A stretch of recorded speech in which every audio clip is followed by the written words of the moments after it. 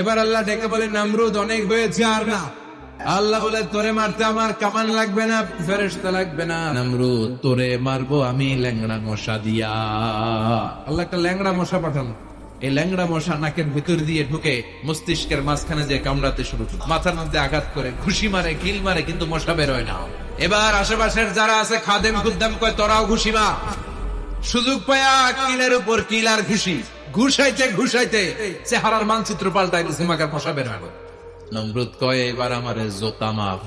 এবার কাঠের জুতা দিয়ে খাদেম খুদ্দামরা মাথার মধ্যে বাড়ি পিটাইতে পিটাইতে মাথাটাকে ফাটিয়ে রক্তাক্ত করে জমিনের মধ্যে নমরুদরে শুইয়ে দিয়েছে। আর আল্লাহ সৈনিক ধোঁসা নাকের ভেতর থেকে শূন্যে উড়াল মেরেছে। চিল্লায় পড়েন আল্লাহু আকবার। তার মানে এত শক্তিশালী হয়েও নমরুদের ক্ষমতা নমরুদরে বাঁচাতে পারে নাই। চিল্লায় পড়েন ঠিক কিনা? এই জন্য ক্ষমতা কাউরে বাঁচাতে পারে না, বাঁচাতে পারে একজন। চিৎকার করে বলতে হবে, তিনি কে?